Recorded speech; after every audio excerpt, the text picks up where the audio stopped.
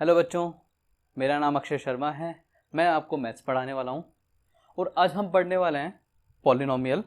ठीक है, पॉलिनोमियल का इंट्रोडक्शन आज पढ़ेंगे हम।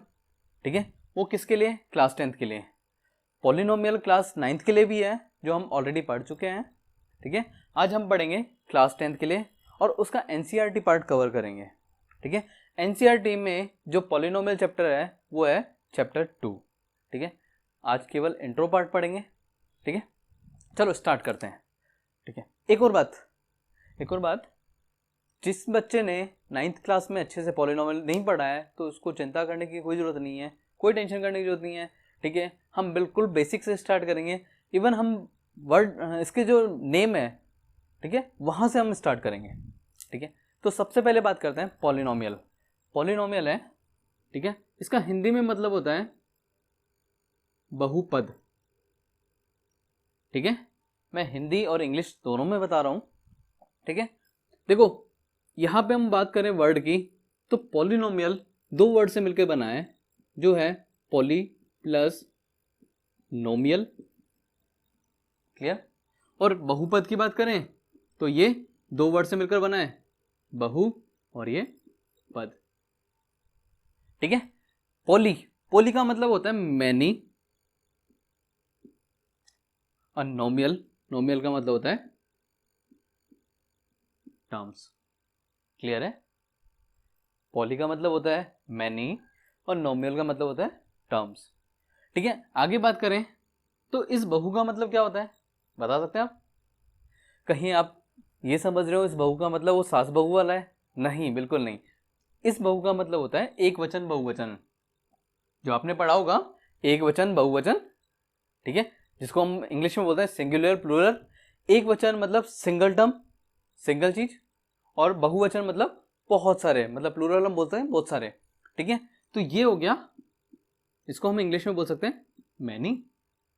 ओके, और पद होते हैं वो क्या होते हैं हमारे पास? टर्म्स बोलते हैं, या फिर पद को बोलते हैं हम टुकड़े। पद क्या होते हैं? टुकड़े। ठीक है, तो हमें इसके नेम से पता लग गया कि पॉलिनोमियल क्या होता है, जिसके अंदर मैनी टर्म्स हो। क्या हो? मैनी टर्म्स हो। ठीक है, तो हम इसकी डेफिनेशन बना सकते हैं। डेफिनेशन इसकी होगी an expression has many terms. ठीक है, कॉल्ड एज पॉलिनोमियल। तो हमने अभी तक इस वर्ड से हमने एक डेफिनेशन बना ली। क्या पता था हमें? ओनली पॉलिनोमियल नेम पता था। नेम पता होने से ही हमने इसके टुकड़े किए, इसके पार्ट करे, तो पॉली प्लस नोमियल, दो पार्ट में डिवाइड हुआ। उसका मतलब समझा हमने, और मतलब समझ के हमने एक डेफिनेशन निकाल ली। ठीक है, अब एग्जाम्पल लेते हैं हम। इसका एग्जाम्पल क्या होगा?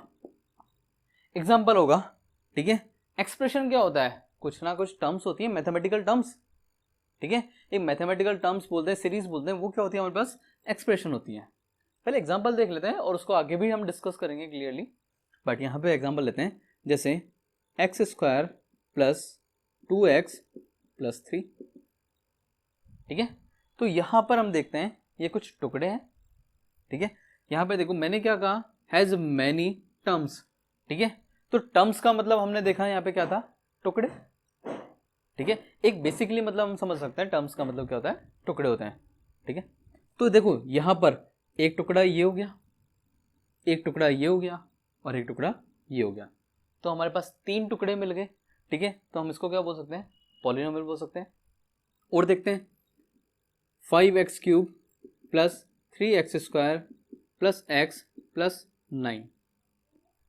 यहाँ पे 1 2 3 और 4 कितने पार्ट्स हो गए? कितनी टर्म्स होगी?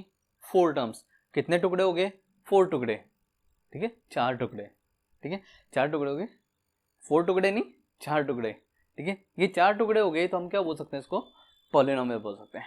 ठीक है, और भी हम डीपली डिस्कस करते हैं, तो बात करते हैं हम इस जो हमारे पास ये वर्ड आया है टर्म्स, इसका एग्जैक्टली मीनिंग क्या है? इस टर्म्स का एग्जैक्टली मीनिंग क्या है? तो हम बोल सकते हैं टर्म्स का एग्जैक्टली मीनिंग क्या होता है? टर्म्स वो होती है जिसके अंदर variable plus constant plus exponents हो, ठीक है। टर्म्स में क्या क्या होता है? वेरिएबल होता है, कांस्टेंट होता है और एक्सपोनेंट्स होता है, ठीक है। ये जब तीनों मिलके बनाते हैं एक टर्म बनाते हैं, ठीक है। अब बात ये आती है वेरिएबल क्या है, कांस्टेंट क्या है और एक्सपोनेंट्स क्या है। इस टर्म में हम देखते हैं वेरिएबल, इसको आगे डिस्कस करते हैं हम। वेरिएबल, ठीक है, इसके नेम से पता लग रहा है वेरी, मतलब जिसकी वैल्यू वेरी करती हो, ठीक है, मतलब वैल्यू इज नॉट फिक्स्ड, ठीक है। अब वैल्यू इज नॉट फिक्स्ड, ठीक है, इसको और अच्छे से समझने के लिए हम एक सिंपल सी बात करते हैं। जैसे आपके क्लास में फ्रेंड्स होते हैं, आपके कुछ फ्रेंड होते हैं बहुत ज़्यादा क्लोज फ्रेंड होते हैं, कुछ फ्रेंड होते हैं फास्ट फ्रेंड होते हैं, मतलब जस्ट नॉर्मल फ्रेंड, ठीक है, उससे बात करते हैं। कुछ फ्रेंड ऐसे होते हैं जो क्या करते हैं, अपनी परिस्थिति के समय के अनुसार बदल जाते हैं, ठीक है। आपके पास पैसा है, आपके पास अच्छी कंडीशन है, ठीक है, तब आपके पास आएंगे, पूछेंगे और भाई क्या हाल है, और भाई क्या हाल है, ठीक है। तो वो और जैसे ही आपकी बुरी परिस्थिति आती है, बुरी कंडीशन आती है, तो क्या करेंगे, भाई तू कौन है, कौन है, ठीक है, सिमिलर, ठीक है। वो क्या करते हैं, अपनी समय के अनुसार क्या करते हैं, अपनी कंडीशन के अकॉर्डिंग चेंज हो जाते हैं, ठीक है। तो उनकी वैल्यू फिक्स नहीं होती, कभी अच्छे फ्रेंड है कभी बुरे फ्रेंड है, ठीक है, तो उनकी वैल्यू फिक्स नहीं है, क्लियर। और कुछ फ्रेंड ऐसे होते हैं जो हमेशा, चाहे आपकी कंडीशन कैसी भी हो, हमेशा अच्छे फ्रेंड रहते हैं, ठीक है, तो वो क्या होते हैं, कांस्टेंट होते हैं, मतलब उनकी वैल्यू क्या होती है, फिक्स्ड होती है, ठीक है। जिनकी वैल्यू फिक्स है उनको हम कांस्टेंट बोल सकते हैं, जिनकी वैल्यू फिक्स नहीं है उनको क्या बोल सकते हैं, हम वेरिएबल बोल सकते हैं, ठीक है। और एक्सपोनेंट्स क्या होते हैं, एक्सपोनेंट का सिंपल सा मतलब समझ लें हम, ठीक है, इसका मतलब होता है पावर,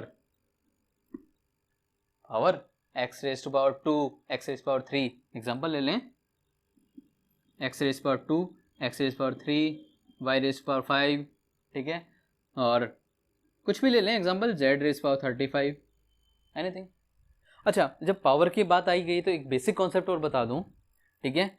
यदि किसी भी वेरिएबल की पावर, किसी भी वेरिएबल की पावर, वेरिएबल बोलें, किसी की भी पावर 0 होती है तो उसकी ऑलवेज वैल्यू क्या हो जाती है, 1 हो जाती है, ठीक है। ये मोस्ट इंपॉर्टेंट चीज है, this is the important thing, ठीक है, इंपॉर्टेंट मार्क कर लेना।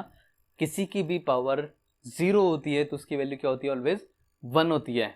या हम बोलते कहीं 1 है तो हम इसको क्या लिख सकते हैं, एक्स रेज पावर 0 बोल सकते हैं, या पावर 0 लगा सकते हैं। दूसरी बात, किसी की भी पावर 1 होती है, लाइक एक्स रेज पावर 1 है, तो ये नंबर एज इट इज लिखा जाता है, ठीक है। इसकी पावर 1 थी तो ये नंबर एज इट इज लिखा जाता है। सपोज दैट मैंने एक्स रेज पावर 35 लिखा, सॉरी एक्स रेज पावर या 35 रेज टू पावर 0 लिखा मैंने, तो इसकी वैल्यू कितनी हो जाएगी, 1। 35 की पावर 0 है तो वैल्यू क्या होगी, 1, क्योंकि मैंने अभी भी बताया किसी की भी पावर 0 होती है, ठीक है, तो इसकी वैल्यू कितनी होती है, 1। तो सिमिलरली यहाँ 35 की पावर कितनी है, 0 है, तो इसकी वैल्यू कितनी हो जाएगी, 1। क्लियर है, ओके। एक्स रेज पावर 1 मैंने बोला तो ये x हो गया, मैंने बोला 5 की पावर 1 होगी तो कितना हो जाएगा, 5, 9 की पावर 1 होगी तो कितना हो जाएगा, 9। तो ये दोनों इंपॉर्टेंट पार्ट है, ठीक है, ये ध्यान रखना, कभी भी पावर होगी तो आगे यूज आने वाला है, क्लियर, ओके। तो एक्सपोनेंट समझ में आ गया, बात करते हैं कांस्टेंट, ठीक है। कांस्टेंट हम ले लें कोई भी नंबर, 5, 7, 9, 15, 17, एनी नंबर, 9999, ठीक है, कोई भी नंबर ले लें, उनकी वैल्यू फिक्स होती है। क्या आपको लगता है नंबर फिक्स होते हैं, हाँ बिल्कुल नंबर फिक्स होते हैं। आप यहाँ 5 है, इस जगह में 5 की वैल्यू 5 है, ठीक है, आप इंडिया जाएं, पाकिस्तान जाएं, ऑस्ट्रेलिया जाएं, यूएसए जाएं, कहीं भी जाएं, 5 की वैल्यू ऑलवेज 5 ही होगी, कभी चेंज होती है, चेंज नहीं, ठीक है, नंबर की वैल्यू कभी चेंज नहीं होती, ठीक है। तो कांस्टेंट कौन से होते हैं, नंबर्स होते हैं। कभी कभी इनकी जगह हम अल्फाबेट भी यूज करते हैं, ठीक है। यदि इनकी जगह अल्फ़ाबेट यूज़ करते हैं, अल्फ़ाबेट्स यूज़ करते हैं तो उनकी वैल्यू भी फिक्स होती है, उनको चेंज नहीं कर सकते हम। ओके, वेरिएबल की बात करते हैं तो वेरिएबल जिनकी वैल्यू फिक्स नहीं होती है तो हम सिंपल सा समझ सकते हैं इसको, जितने भी आपके अल्फ़ाबेट्स हैं, जितने भी आपका अल्फ़ाबेट हैं ए टू लेकर ए टू जेड, जितने भी आपके अल्फ़ाबेट्स हैं ए टू जेड, वो सारे किस में आ जाएंगे, वेरिएबल में। ठीक है। अब देखो हम मोस्टली यूज़ करते हैं एक्स, मोस्टली यूज़ करते हैं एक्स। ठीक है। और एक एक्सप्रेशन आपने देखी होगी जब आप 9th क्लास में पॉलिनोमियल पढ़ा था, पॉलिनोमियल इन वन वेरिएबल, ठीक है, ये पढ़ा था आपने, तो वहां देखा था आपने y is equals to x plus two, ये पढ़ा था y is equals to x plus two. ठीक है। अब देखो यहां पर हम ऐसे टेबल भी बनाई थी हमने, कुछ याद आ रहा होगा हल्का हल्का, इस तरह से टेबल बनाई थी हमने। ठीक है। यहाँ पे हमने x रखा था, यहाँ y रखा था। जैसे ही हमने x की वैल्यू 1 रखी तो y की वैल्यू कितनी होगी, 1 प्लस टू, मतलब कितनी होगी 3। y की वैल्यू हमने 2 रखी तो सॉरी x की वैल्यू हमने 2 रखी तो y की वैल्यू कितनी होगी, 2 प्लस टू 4। ये 2 रखी तो हमने कितना होगी 4, यहाँ 3 रखेंगे तो कितनी हो जाएगी 3 प्लस टू 5। ठीक है, ये 3 रखी हमने, ये 5 हो जाएगी, यहाँ 4 रखेंगे तो ये कितनी हो जाएगी 6 हो जाएगी। तो हम देख रहे हैं कि यहाँ पे y की वैल्यू कंटिन्यूसली चेंज हो रही है। कब हो रही है, जैसे ही हम एक्सप्रेशन में कुछ चेंजेस करते हैं। ठीक है, इस एक्सप्रेशन में हमने चेंजेस किए तो क्या हुआ, y की वैल्यू भी चेंज हुई। तो हम कह सकते हैं कि जो ये वेरिएबल होते हैं इनकी वैल्यू चेंज होती रहती है, कभी भी फिक्स नहीं रहती। ठीक है, ये according to expression, according to mathematical expression. हम अभी तक टर्म्स के बारे में पढ़ चुके हैं, टर्म्स के बारे में पढ़ चुके हैं हम। ठीक है, ये क्या होती है, द कॉम्बिनेशन ऑफ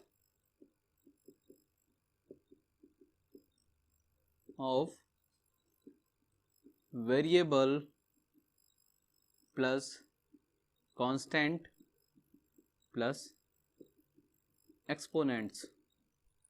ठीक है, टर्म्स के बारे में हम पढ़ चुके हैं। ठीक है, अब आगे डिस्कस करते हैं हम, आगे डिस्कस करते हैं हम कंडीशन। मैंने आपको पॉलिनोमियल के बारे में बताया कि जिसके अंदर टर्म्स हो, ठीक है, तो उसकी कुछ कंडीशंस है, केवल ये सफिशिएंट नहीं है। ठीक है, किसी एक्सप्रेशन में ओनली टर्म्स का होना, ये केवल ओनली टर्म्स का होना सफिशिएंट नहीं है, इसके लिए कुछ कंडीशन होती है। तो फर्स्ट कंडीशन की बात करें हम, ठीक है, फर्स्ट कंडीशन तो क्या होती है कि पॉलिनोमियल में टर्म्स होनी चाहिए।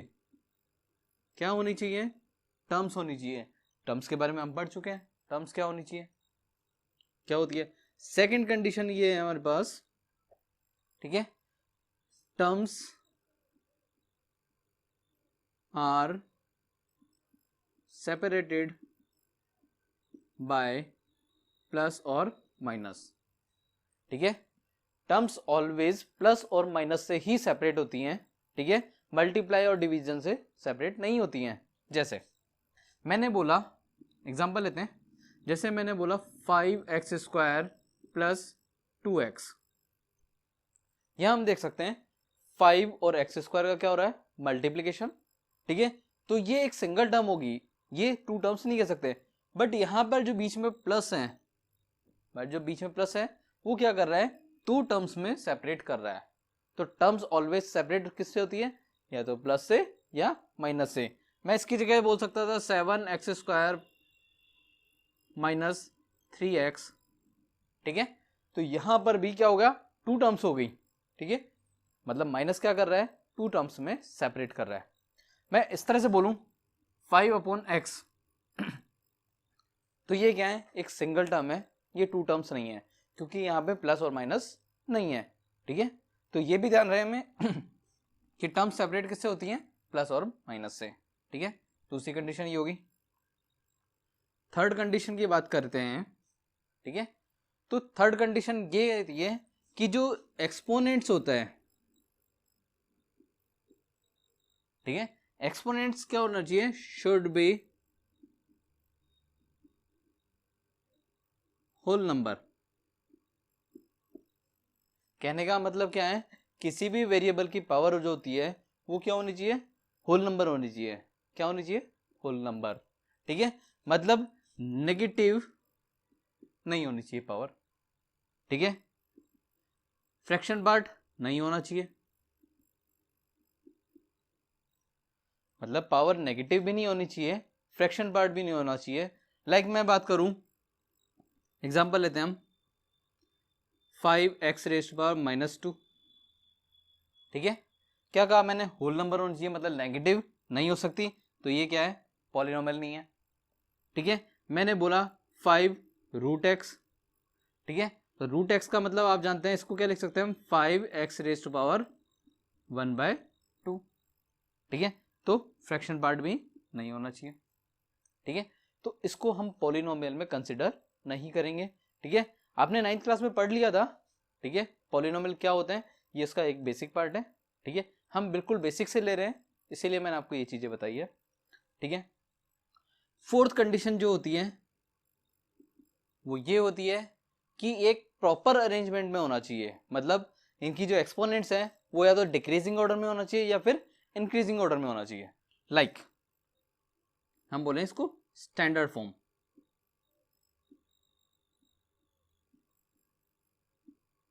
ठीक है, ये सब आप वीडियो को पॉज करके कॉपी करते जाएं, एक नोटबुक में कॉपी कर लें।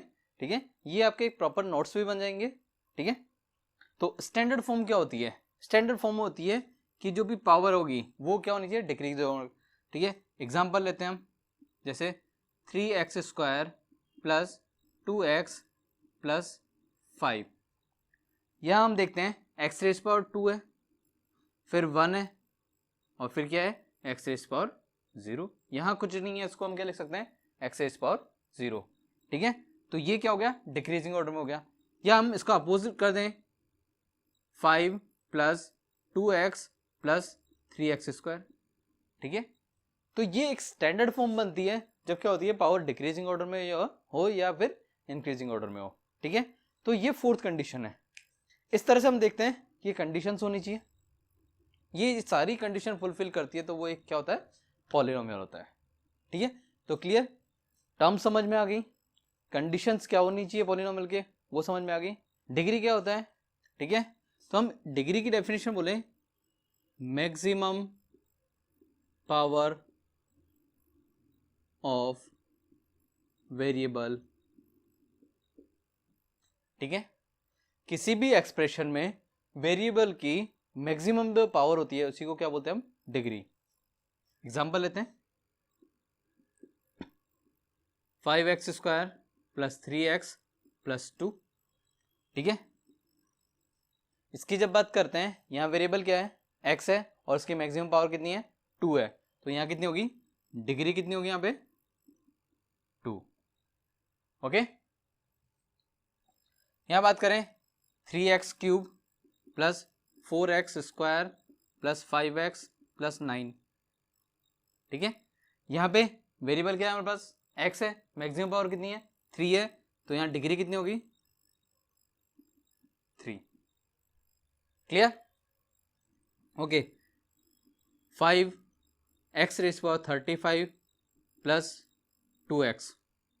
ठीक है, इस एक्सप्रेशन में, ठीक है, वेरिएबल कितना है, वेरिएबल क्या है, x है, और मैक्सिमम पावर कितनी है, 35, तो इसकी डिग्री कितनी होगी, 35। क्लियर, तो ये बेसिक पार्ट था, डिग्री क्या होती है, टर्म्स क्या होती है, वेरिएबल क्या होता है, कांस्टेंट क्या होते हैं। ठीक है, तो इनके बारे में हमने पढ़ लिया, ये सब क्लियर है। ठीक है, आगे हम बात करते हैं types of polynomial. Types of polynomial की बात करें तो इसको दो पार्ट में डिवाइड किया गया। ठीक है, पहला है बेस्ड ऑन टर्म्स, दूसरा है बेस्ड ऑन डिग्री। ठीक है, ठीक है, पॉलिनोमियल दो बेसिस पे हमने क्या है, डिवाइड किए हैं। तो देखो बेस्ड ऑन टर्म, ठीक है, बेस्ड ऑन टर्म पे बात करें तो हम, पहला आता है मोनोमियल, दूसरा आता है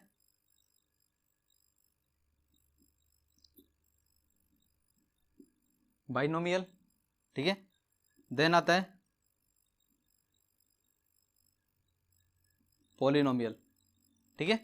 जब बेस्ड ऑन डिग्री की बात करें हम, ठीक है, तो बेस्ड ऑन डिग्री पे आता है लीनियर, क्वाड्रेटिक, और तीसरा आता है हमारे पास क्यूबिक, ठीक है। बेस्ड ऑन डिग्री पे 3 टाइप के पॉलिनोमियल हो गए, लीनियर पॉलिनोमियल, क्वाड्रेटिक पॉलिनोमियल और क्यूबिक पॉलिनोमियल। यहाँ बात करें बेस्ड ऑन टर्म्स की बात करें तो मोनोमियल, बाइनोमियल, पॉलिनोमियल, ठीक है। ट्राइनोमियल भी आता है लेकिन हम डायरेक्ट पॉलिनोमियल पे आते हैं, ठीक है। बेस्ड ऑन टर्म्स, ठीक है, तो मोनोमियल होता है ऐसा पॉलिनोमियल या ऐसी एक्सप्रेशन जिसमें सिंगल टर्म हो, ठीक है। टर्म हम पढ़ चुके हैं, ठीक है, जहां वेरिएबल और कांस्टेंट पार्ट हो, ठीक है। उसके बाद बाइनोमियल की बात करते हैं। बाइनोमियल में क्या आते हैं, 2 टर्म्स,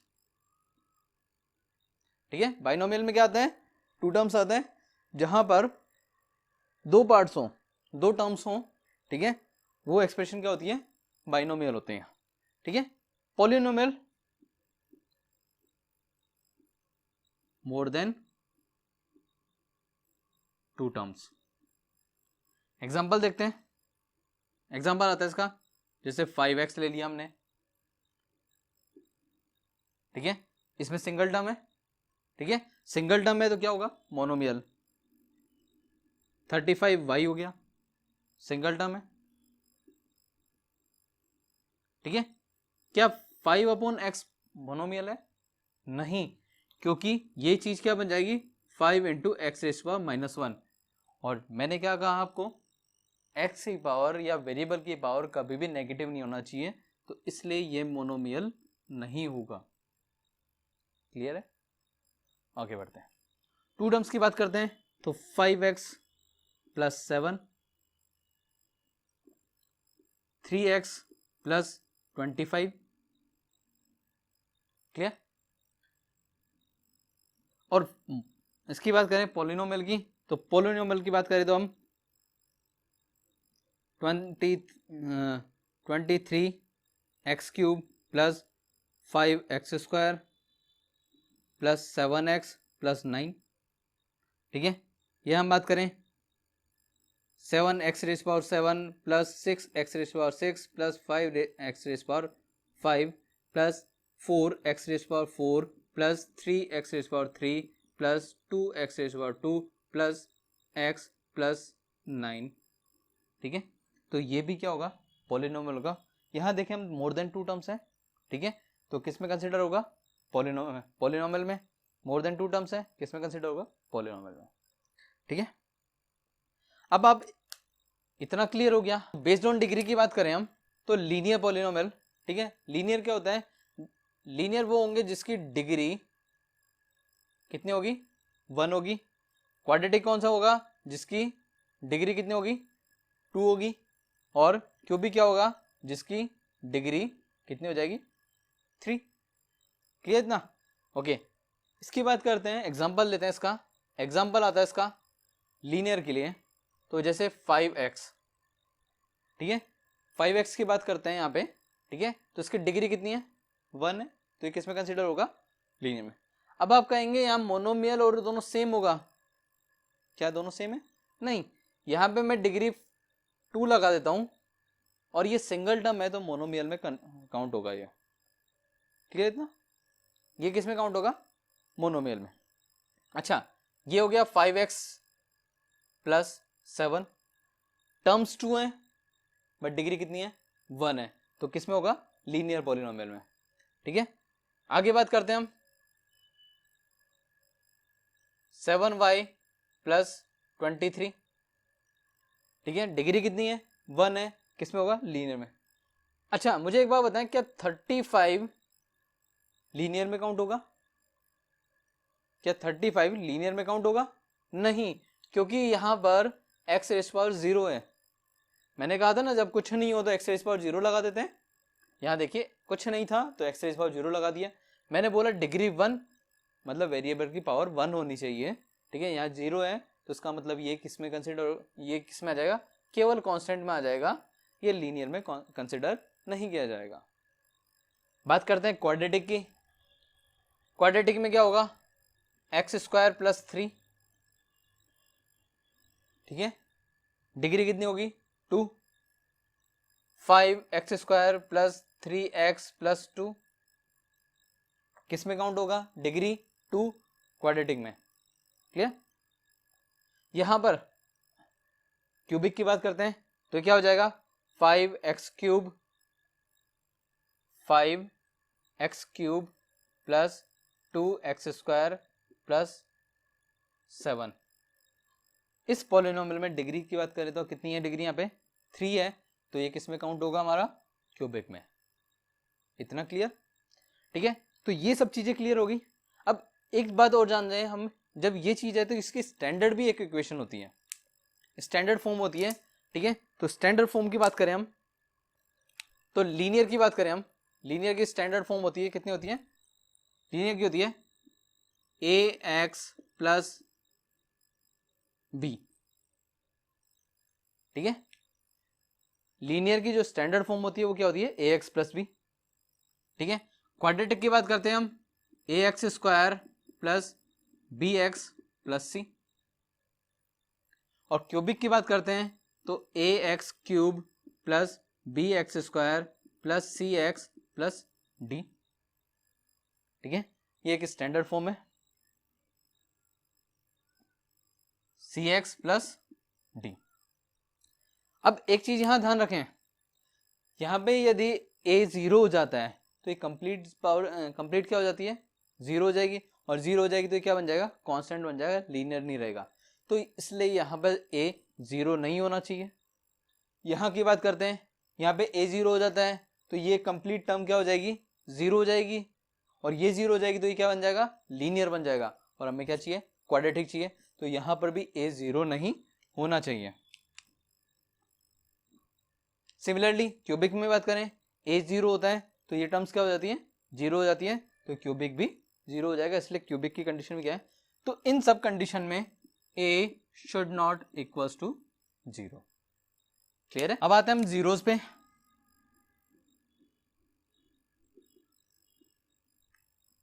ठीक है, इससे पहले जो भी हमने पढ़ा वो पॉलिनोमियल का बिल्कुल बेसिक पार्ट था, जो हम 9th क्लास में ऑलरेडी पढ़ चुके हैं। ठीक है, तो मैंने एक रिवाइज करने के लिए मैंने आपको ये चीजें बताई थी कि आपका रिवीजन हो जाए, आपका रिकॉल हो जाए ये सारी चीजें, पॉलिनोमियल का बेसिक पार्ट जो है।